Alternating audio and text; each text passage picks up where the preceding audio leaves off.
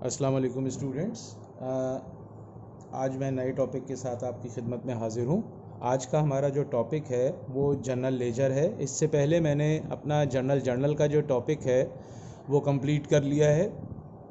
तो आज मैं आपको जनरल लेजर के बारे में कुछ बताऊंगा कि जनरल लेजर क्या होता है। स्टूडेंट्स, जब हम ट्रांजैक्शंस को जर्नल में पोस्ट करते हैं तो वो हमें कंप्लीट इन्फॉर्मेशन प्रोवाइड नहीं करती। वो जो ट्रांजैक्शंस जर्नल एंट्रीज़ होती हैं वो हमें कंप्लीट इन्फॉर्मेशन प्रोवाइड नहीं करती, इन द सेंस कि बहुत सारी एंट्रीज़ होती हैं जिसमें कैश डेबिट हुआ है और काफ़ी एंट्रीज़ होती हैं जिसमें कैश क्रेडिट हुआ है।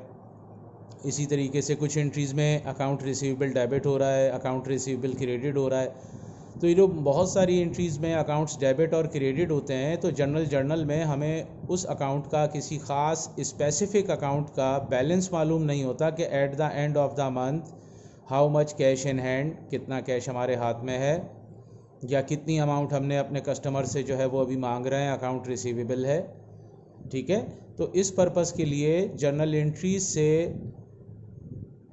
अमाउंट्स जो हैं वो ट्रांसफ़र आउट की जाती हैं, पोस्ट की जाती हैं जर्नल लेजर में। लेजर जो है ये एक हमें अच्छी जो है वो एनालिसिस के लिए इंफॉर्मेशन प्रोवाइड करता है। मसलन हम यहाँ डेफिनेशन देखेंगे इसकी।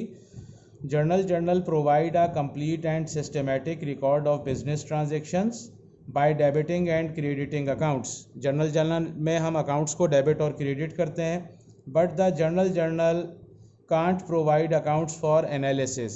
ये अकाउंट्स के एनालिसिस के लिए हमें इंफॉर्मेशन प्रोवाइड नहीं करता जर्नल जो है।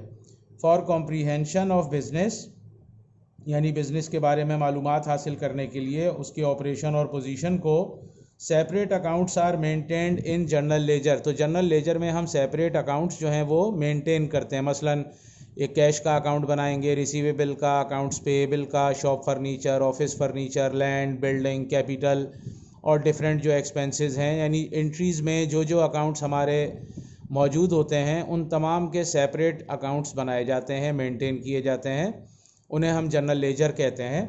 तो चलें स्टूडेंट्स, अब आपको बताते हैं कि जो लेजर होता है उसकी कितनी टाइप्स होती हैं, फॉर्म्स या काइंड्स ऑफ अकाउंट्स की कितनी टाइप्स या काइंड्स होती हैं।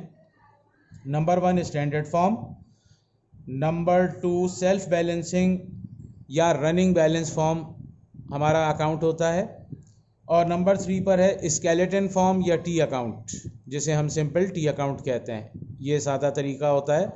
यूजुअली जब हम जर्नल से जर्नल लेजर बनाते हैं तो वो टी अकाउंट्स को यूज़ करते हैं, यानी जो हमारी स्केलेटन फॉर्म है अकाउंट की, हम उसे यूज़ करते हैं टी अकाउंट। स्टैंडर्ड फॉर्म और रनिंग बैलेंसिंग फॉर्म जो है वो हमारा आगे टॉपिक आएगा स्पेशल जर्नल का।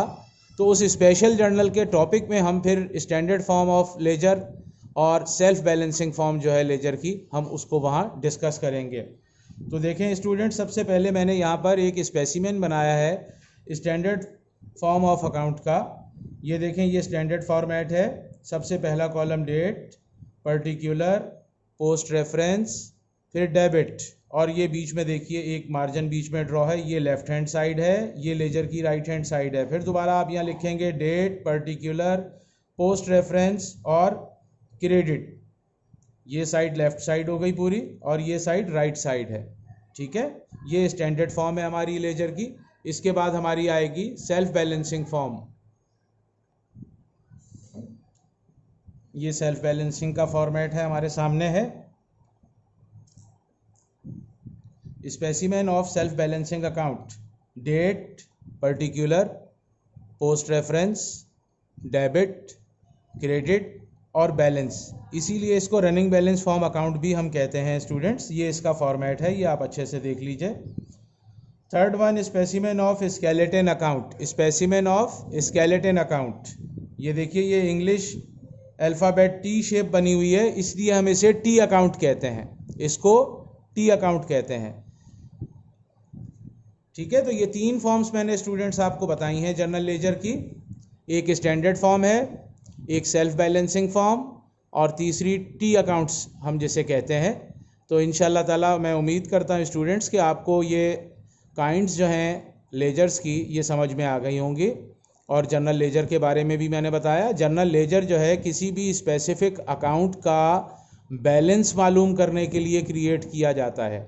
यानी पूरा महीना जो हम ट्रांजैक्शंस पास करते हैं जर्नल में, वहाँ से अकाउंट्स को उठा करके सेपरेटली अलग अलग अकाउंट्स जो है मेंटेन किए जाते हैं, और उन अकाउंट्स में डेबिट और क्रेडिट में अमाउंट जो है फिर एंटर की जाती है।